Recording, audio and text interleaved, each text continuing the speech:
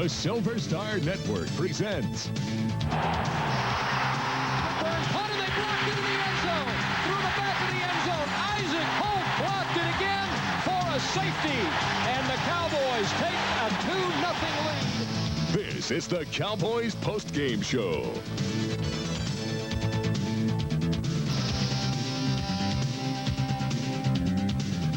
Welcome to the Dallas Cowboys postgame show. I'm Michael Ray, live at Texas Stadium, where the Dallas Cowboys have just gone to their best ever regular season record at 13-3 by beating the Chicago Bears 27-14. Not an especially exciting first half. They go to the locker room up 3-0, but Emmitt Smith did churn out some yardage, and then in the second half with a 31-yard burst, he took the rushing title, over 1,700 yards rushing this year, to take it from Barry Foster, second straight year. Other personal goals: Michael Irvin did not get 1,500, and Troy Aikman did not get 3,500 yards passing, but nonetheless they win the game. Very odd in the second half, some rusty second teamers getting in there and having a tough time. Kervin Richards does score a touchdown, but he has a couple of very costly fumbles for the Cowboys, interceptions and whatnot. And in the first half, well, actually in the second half as well, Russell Maryland took advantage of some rustiness on the part of the Bears by picking a ball out of midair and taking it back for his first ever NFL touchdown. Lots of folks we don't normally get to talk to be part of our post-game show today as the Cowboys get ready to go to the playoffs strong with a win over the Bears. We got a lot more to come right after this.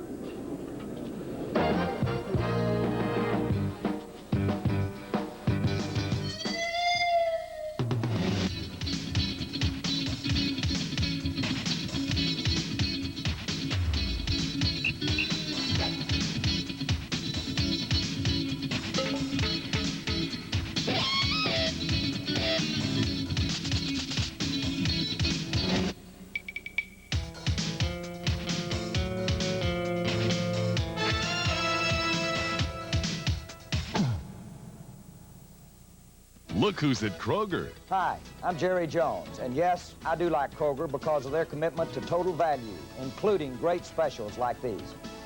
Wake up and smell the bacon. Oscar Mayer bacon. 1 pound pack, only 99 cents. Take advantage of the total value savings on Oscar Mayer wieners. 1 pound packs, just 99 cents. At Kroger, we will do everything possible to please our customers. That's why your comments and suggestions are important to us. Just call me at 1-800-726-BILL. Imagine throwing a party on the same field where Troy Aikman and Emmitt Smith hold their weekly bashes. Let our team of pros at Texas Stadium Catering create a special function for you and your guest. Whether on the 50 or in our elegant stadium club, Texas Stadium Catering will not only provide great food and good times, but an overall unforgettable event. Call 214-554-6368 to ensure that your get-together will be the Super Bowl of parties. Chevy's been making some tall claims recently about the C-1500. Of course, only the Ford F-150 has been America's best-selling full-size pickup for 15 years straight. Only F-150 can claim a lower average ownership cost. So, while you may hear Chevy claiming this or that, just remember that such claims are often a bit inflated. Now get this 93 F-150 for $13,351.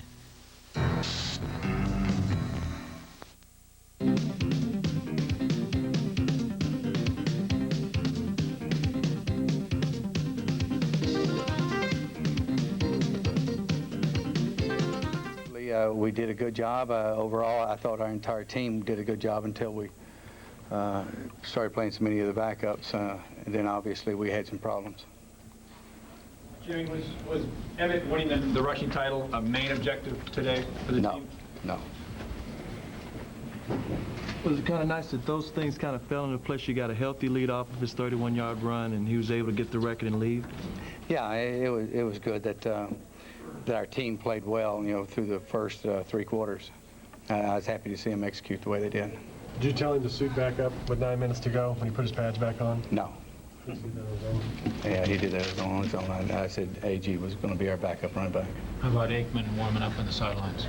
I think everybody probably got the message, but I did not tell him to warm up. Were you concerned with what was happening late in the game with the Bears coming back? Yes. Were you concerned? Did you have anticipation of some of the starters going back in, though? Yes. Jimmy, I was not happy with the sloppy play. I'm never happy with sloppy play. I don't care what the score is and who we're playing and what the situation is. I don't like to see us go out there and flop around. The 13-win season, what does it mean to you? It's a good season. We got a lot of football left to be played, though. The 13-win season won't mean anything unless we have success after this. What is Robert's status? Does it look like he'll come back? They're doing an MRI on Alfredo tomorrow, so we'll find out after that. What do you do now in preparation for the playoffs, Coach? Do I? What do you do now in preparation for the playoffs? Different? Well, we just going about our business just like schedule. Jimmy, if Chicago had scored again after recovering that fumble, would Emmett have gone back? No, Troy and Emmett were not going back in the ballgame. Jimmy, does it mean anything to you that your personal record in the NFL is back to 500? No.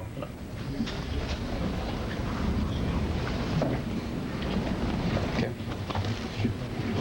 That is Jimmy Johnson's post-game press conference. 13-3, the final regular season record of the Cowboys, and Jimmy Johnson not very happy with what he called sloppy play and flopping around out there. We will talk to some of the players who were involved in that. And again, if you're just joining us, Emmitt Smith does get the rushing title. Unofficially, we have him 1,713 yards for the season, a 31-yard burst to open the scoring in the second half. Did that. A lot of players to talk to, lots to come. We'll talk to Kevin O'Neill about Alfredo Roberts, tight end, who was injured in that game as well. All to come as Dallas Cowboys football continues in a moment.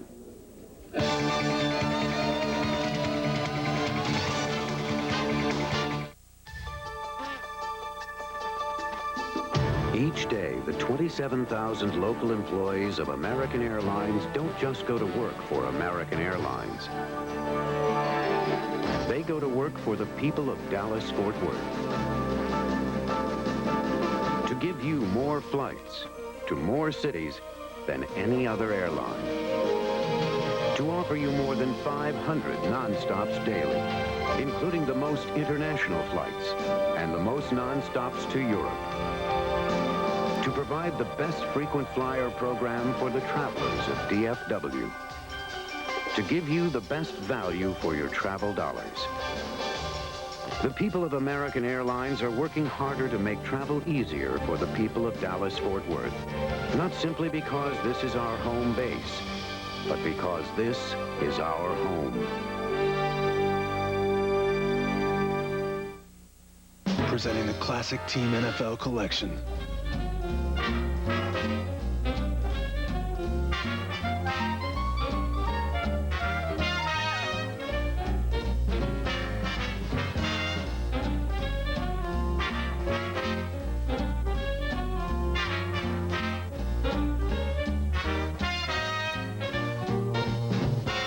Classic styles for how the rest of us play.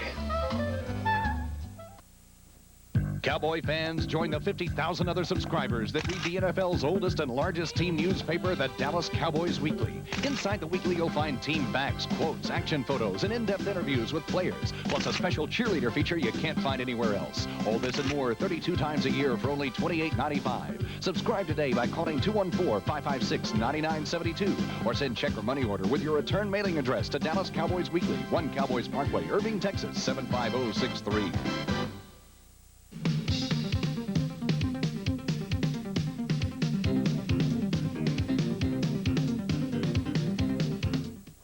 Brad Sham in the Cowboys locker room, where the Cowboys have finished the season 13-3, beating the Chicago Bears by a score of 27-14. And big number 66, Kevin Gogan, despite laughingly saying in the middle of the week he didn't think he remembered how to play an entire series of downs, let alone a game, did just that today, and played guard and tight end, proving again your versatility. And I presume you'll be going in and asking for a raise after this game. No, I just want to keep my job. I'm not really worried about that raise yet, but yeah, it was kind of got confusing once Alfredo got hurt. You know, playing. I took his spot at the tight end, and with Allen coming in at third tight end, it got confusing after a while. But it was fun to play again. You know, after 19 starts last year, and this would be my first start this year. It was kind of a long drought there, but felt good, and felt good that I was in there when Emmett got a good run and got his rushing title, and I feel real good about it right now. Yeah, I was going to ask you about that. I know it's been a difficult year for you because you were a starter and sat down when they wanted to get Eric Williams into the lineup, and therefore elaborate, please, on how important it was to you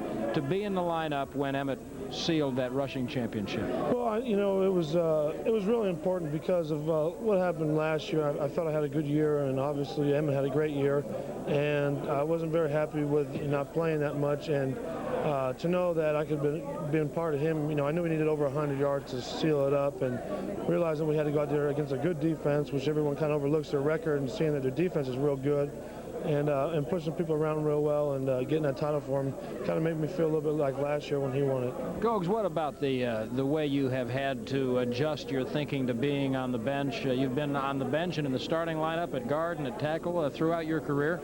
This is the winningest team you've ever been on, and yet you've been more a spectator than you've wanted to be. How have you dealt with that? It's hard to deal with, but you have to understand that, you know, the team concept kind of comes first, and you never really can be totally satisfied with it because, you know, if you are, I think something's wrong. But I feel that in time, you know, I'll get my job back. I'll go to training camp next year and work for my job. And, you know, Newt had a good year, went to the Pro Bowl, and it's, you know, it's obviously that the move that they made worked out good for him. And you know, as long as they plan on keeping quality backups around here, I like to stay here because I like the team, I like the area, and it is definitely a great team. And in the meantime, you've been a part of a team that won more regular season games than any other in Cowboys history. And I remember us having conversations in years when this team was winning 3 games and 7 games and one game. And you didn't think that you'd necessarily ever see a team that won 13 games here, did you? No, I didn't, and I didn't even necessarily think I'd be here this year because once that the new era came in, that door started going, and I was 5-6 guys left from that 1-15 team and 3-13 team I was on, and it's nice just to be able to stick around as an accomplishment, and then, you know, achieving these 13 win seasons is a great goal for us, and it's real nice to be in a winning program now. Now, the question I think all seriously discerning fans are asking, and that is, should Alfredo Roberts be unable to perform in the playoff game on the 9th or the 10th, do you think maybe that would be the time that they would throw you the ball? That's a tough question. You know, it's getting close. Let me tell you that. I talked to one of the guys after the game today for Chicago, and they thought they definitely had it in because he goes, "Hey, I thought they were going to throw you the ball." I said, "Nah, not this week." But it's there, you know. But you know, we do much good stuff running the ball on the goal line. You know, we always start out with our run, then we'll go to the pass if we get stuck. But don't count on it. No, Norv's too scared, man. Norv's way too scared. Take it from me, one of the real reasons the Cowboys have done as well as they have this year, the play of people like Kevin Gogan. Congratulations on your game today. Appreciate it, Brad. Thank you. Dallas Cowboys football will continue in a moment. Thanks.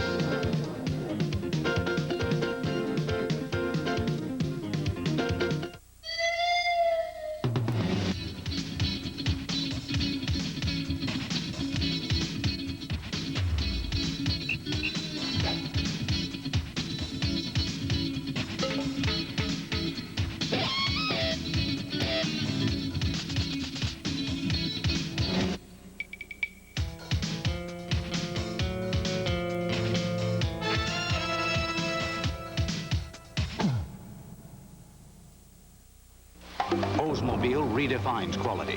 The Oldsmobile Achiever went 100,000 miles against Honda Accord and Toyota Camry in a real-world test. Independent test results prove Achiever outperformed Accord and Camry in total cost, which includes maintenance, repair, and operating costs. Achiever, quality redefined. From the company that went far enough to prove it. Oldsmobile, the power of intelligent engineering. Test drive an Oldsmobile Achiever at your metro area Olds dealers today.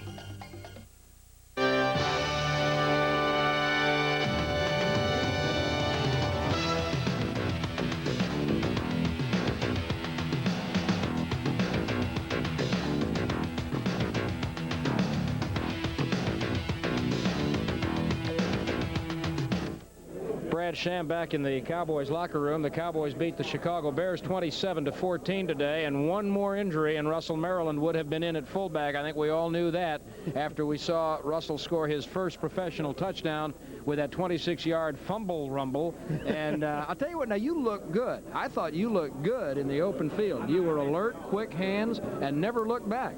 See, people just underestimate the talent and the speed. It was just something that happened, you know. I was like, I don't know, it happened so fast, and the ball popped into my hands, and I just took it the other way and kept going, hoping that the quarterback or running back wouldn't come and trip me up. When's the last time you scored a touchdown? This is my first one. Never. Not in college, not in high school.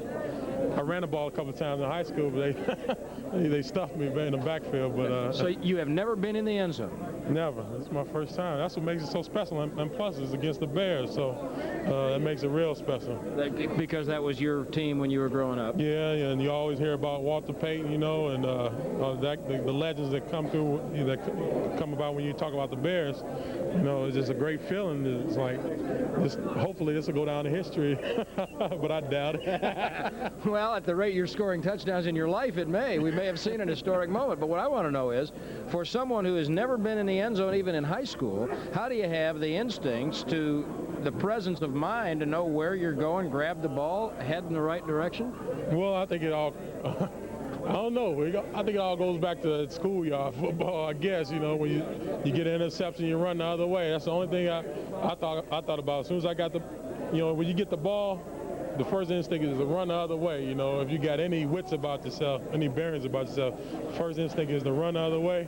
And that was my first instinct, and I just hit it and got it. Now, can you describe that spike for us? I can't describe. It's pretty embarrassing when you really. I hope nobody saw that. Russ, I think everybody saw that actually, and they'll probably see it again. Yeah, I don't know. I didn't know what to do with it. I put the ball up in the air, and I saw the uprising. I was like, oh man, it'd be cool if you can dunk it, you know. Then I got up in the air. I got up 2 inches off the ground. Reality hit me, and I was like, well, you better do something and try to make it look good, you know. And then you fell down, sprawled down, and I didn't know if you were hurt or exhausted or overcome with emotion or what. A little bit of everything. I was a little bit hurt, a little bit tired, but you know, that was you know, Kenny Gant. You know, he does it sharp. So I think that's going to be my killer whale, and that'll probably be the first and the last time you see the killer whale. So I hope everybody can savor that moment. Enjoyed that. All right, on a serious note, you gave up 100 yards total offense today. I am presuming that San Diego, in giving up 13 points to Seattle, gave up more than that. And that would make you number one. Is that official? That they're, at least that's what we're presuming, that you're statistically number one. Without any Pro Bowl guys, was that something you talked about during the week, that you really wanted to hold on to that? And how important is that to your unit? That was very important because, number one, because we worked so hard all season as a defense. We were lucky not to have any terrible injuries on the defense, that we can keep the togetherness going all throughout the season. And then when we got a couple players that got snubbed by the Pro Bowl, we figure, hey, we still got a good defense. And if we may not have the guys that the big name players, but we play together as a unit, and that's what it's all about. Big team, little me, and if we can be number one, so be it. Were you surprised to see the rookie quarterback coming out there? Did you have a hint that was coming, and to what extent do you think that was a factor in your being able to have that kind of a defensive day? Well, I don't think it was a surprise because, well, not to me, because I think the Bears are kind of in transition and looking towards the future, and if they can get that Fuhrer guy going and maybe try to phase the other guys out, that may be a plus for them. But and that did help us because we rattled him early, and I think he couldn't really get a rhythm going for himself. All right. Russell, Maryland, a big part of the number one defense in the NFL and a scoring machine. Hey, what can I say? Congratulations, Russ. Thanks a lot. Dallas Cowboys football will continue in a moment.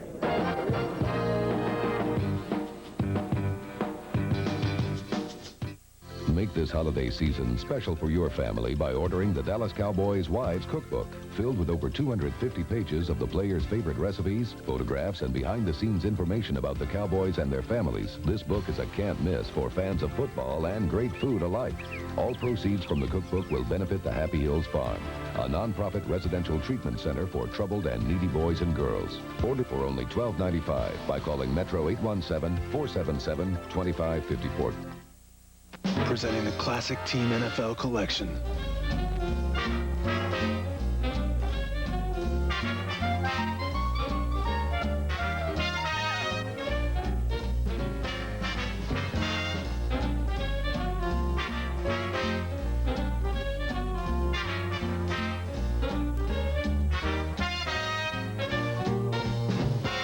Classic styles for how the rest of us play.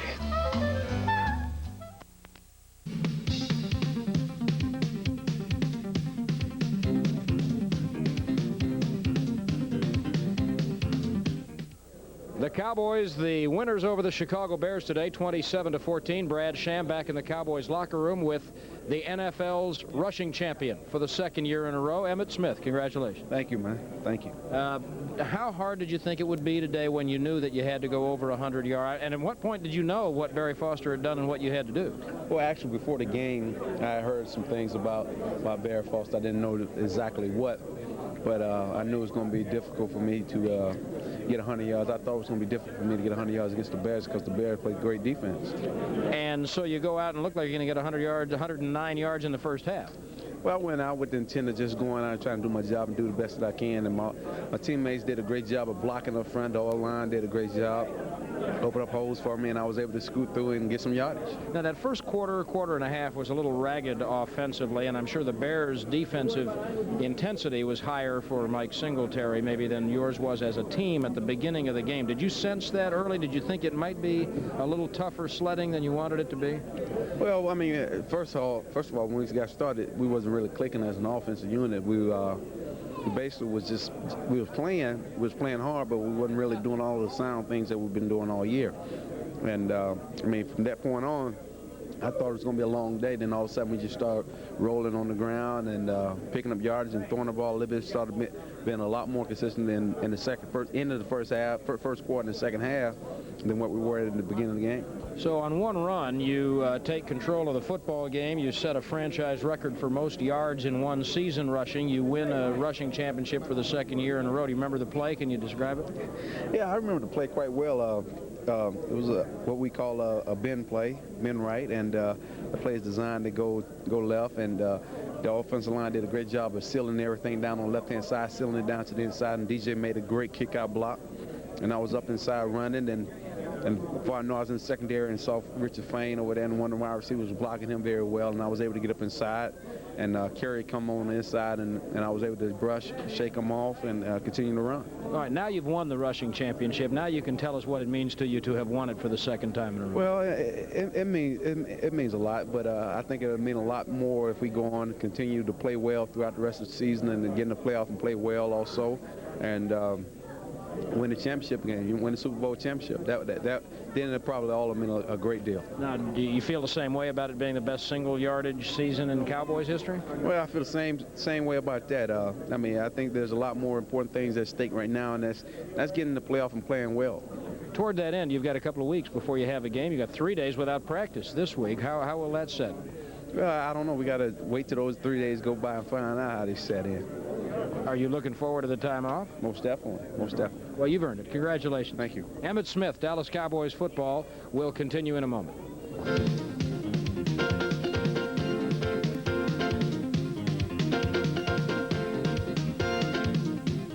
He's been making some tall claims recently about the C-1500. Of course, only the Ford F-150 has been America's best-selling full-size pickup for 15 years straight. Only F-150 can claim a lower average ownership cost. So, while you may hear Chevy claiming this or that, just remember that such claims are often a bit inflated. Now get this 93 F-150 for $13,351.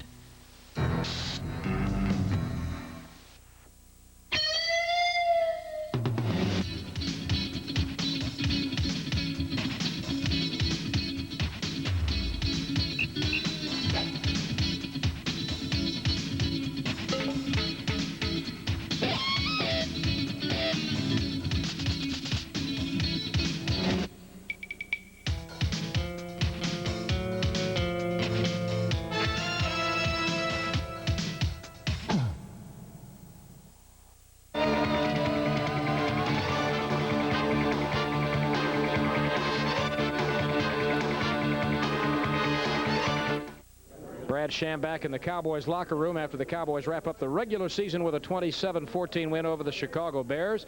And a very busy day it turned out for the Cowboys. Tommy Agee, who had his busiest rushing day of the last couple of years, come to think of it. Yeah, you're right.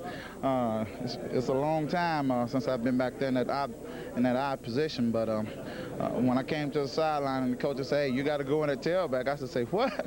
I haven't practiced at tailback for the whole year, really." Well, I mean, a little bit of practice there last year, I guess maybe quite a bit when Curvin was hurt. But I mean, it's been more than a year, right? Yeah, it's been about 2 years. Well, how does that approach the way you think on each play? Because the roles for fullback and tailback are markedly different. Well, basically, after about 2 carries, I came out of the huddle and I told DJ, hey, man, no cutback. I'm just going wherever you go. And he said, just follow me. So that's what I did. 2 old fullbacks watching out for each other. Watching out for each other. That's the way it has to be. And did you want that touchdown after working so hard to get the ball down to the goal line? Well, it would have been nice to get one more crack at it, but I can understand what Coach Johnson was trying to do, you know. Basically, what we wanted to do was win the game, and we did that. During the game, Tommy, we were talking about your role, the approach of people like yourself and Alfredo Roberts and people who are role players who would like to and have enough ability to play bigger parts in a team, but accept what comes to them. I think back to the play you made on Deion Sanders on the kickoff Monday night in Atlanta. Just talk a little bit about your approach to the role you have on the team and how you manage to satisfy yourself with that. Well, the way I look at every game is going out, giving 110% every play. No matter what position that is, if it's at fullback, that's great. If it's on special teams, that's great. I just look at going out there trying to help this team win, and that's the way I'm sure a lot of my teammates look at it. We just want to win football games, and a lot of guys on this team know their roles, and they accept it, and they go out and do it to the very best of their ability. And, of course, you have a little bit more football to play now. How will this week help you, or will it throw you off, do you think? I hope it doesn't throw us off. We're going to take next week as a resting week, but we're still going to practice. It's not going to be a complete week off. We're going to take a few days off just to let the body heal up, and but we're going to approach it as getting ready for the big one. And that's the way it is. Every game is a big game now, because if you lose one, you're out of it. Tommy Agee, an outstanding contribution to the win today, as is always the case. Tommy, thanks very much. Thank you. And Happy New Year. And for being with us, Tommy Agee, and all of the guests on the Locker Room Show receive a hibachi steak dinner for 2 from Benihana, the Japanese steakhouse located in Dallas at LBJ and Coit Road, and a $100 gift certificate from the Room Store, a furniture store that has 5 locations offering the guaranteed lowest prices, or it's free. And our star of the game today, Emmett Smith, received a $400 gift certificate from Village Jewelers and Diamond Cutters, the loose diamond specialist, with 4 area locations with fine selections of rings, watches, and more. And our star of the game also receives a $200 gift certificate from Rochester Big and Tall, the premier clother for big and tall men, located at Preston Forest Village in Dallas. And Dallas Cowboys football will continue in a moment.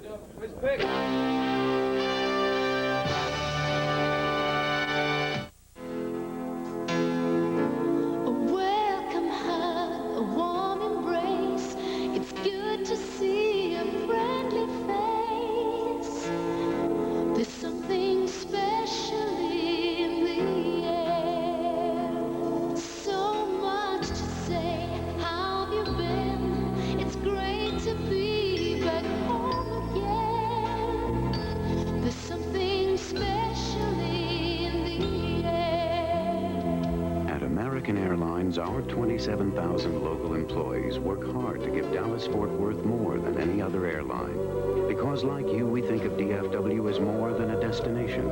It's our home.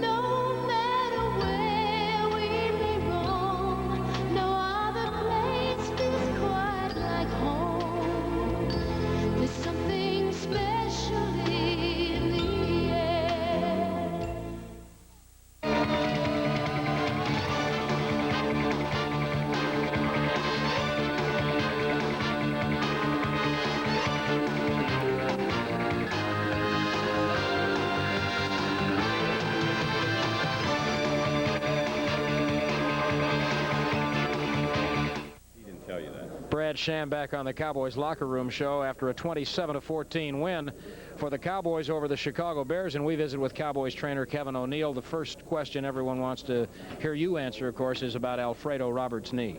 Well, I think it's too early for us to tell you that it's bad or it's good. He doesn't have a lot of swelling. He does have some pain in the area. The x-rays preliminarily don't show us anything significant. We're going to wait till tomorrow to hold judgment on the thing. We're going to get an MRI done tomorrow, and hopefully the results will be something positive. So we're praying tonight for good things for Alfredo. And you had a couple of others that you were looking at later later in the game? Well, Ike Holt had a little bit of an Achilles strain in the first half, and we tried to, do some taping and different things with him at halftime and get him back on the field. He was unable to go significantly well, so we held him in the second half. John Giesick late in the fourth quarter had an ankle sprain. He made it through the rest of the game with it. I don't think it's a major problem, but we'll see what he looks like again tomorrow. All right, this doesn't have anything to do with an injury, but Kevin and I were talking about it just before we went on the air here in this segment. Of course, Kevin was with Russell, Maryland, or maybe we should say Russell was with you for several years at Miami. But he had gotten so excited about scoring his touchdown that you had to remind him to go get the ball as a souvenir? I told him on the sideline he's a rookie when it comes to touchdowns, and he spiked the ball and ran off the field without it. And I said, Russ, don't you want to keep that thing? And he kind of said, yeah. So we'll go back, and he went back and got the thing. It was nice for him, and really a deserving young guy. You like to see that happen. Where would they be without you? Happy New Year. Thank you. Thank you, and same to you. Cowboys trainer Kevin O'Neill, Dallas Cowboys football will continue in a moment.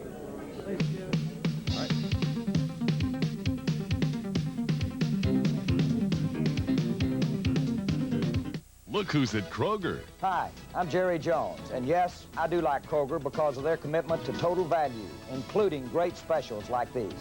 Stock up on refreshing Coke for your Super Bowl party. 2-liter bottles just 59 cents. Take advantage of the total value savings on Oscar Mayer wieners. 1-pound packs just 99 cents. At Kroger, we will do everything possible to please our customers. That's why your comments and suggestions are important to us. Just call me at 1-800-726-BILL.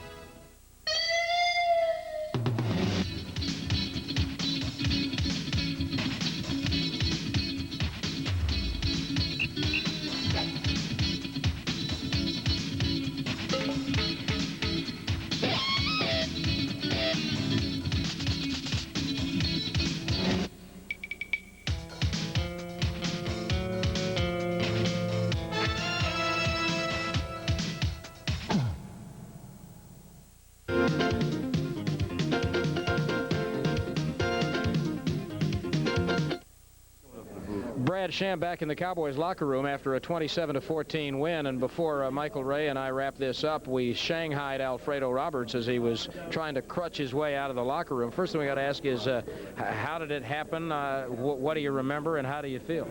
Well, to answer the last question first, I feel better than I did when I left the field.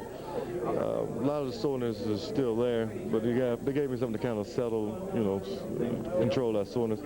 But it's a play that I was chasing, trying to have, block downfield, and the guy fell in front of me.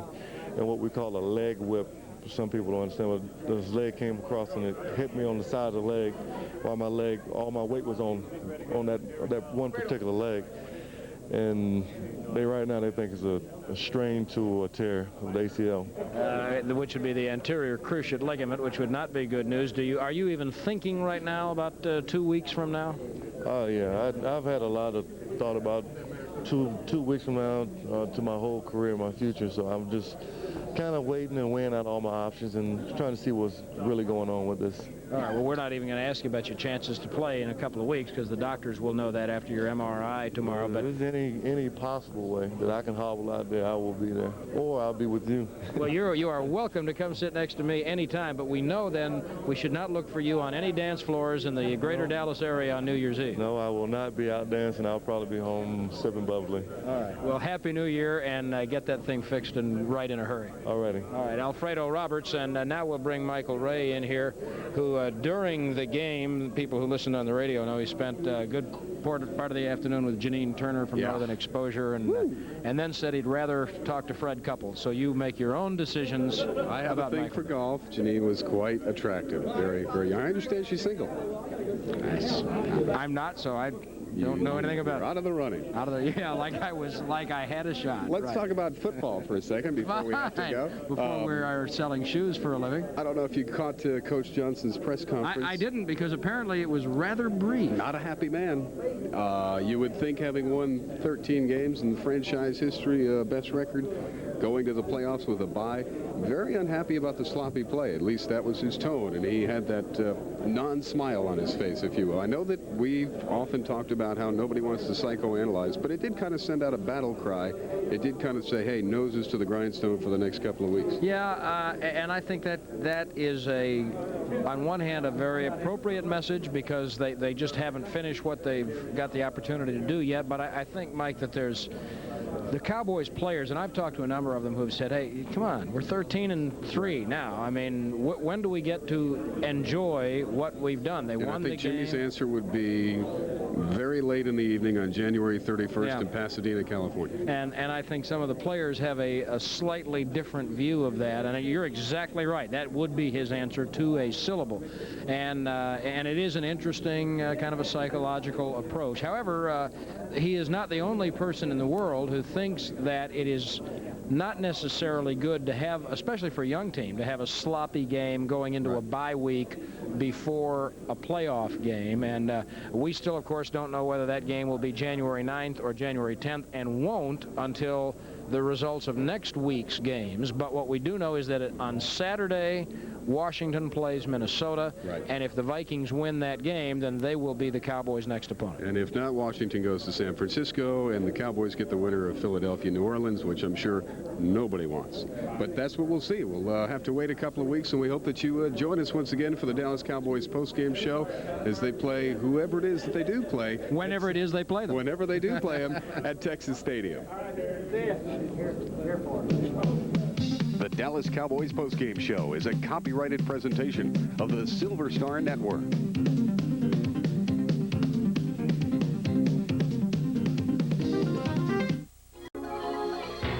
You're watching KTXA Fort Worth, Dallas. We now return to our regularly scheduled programming.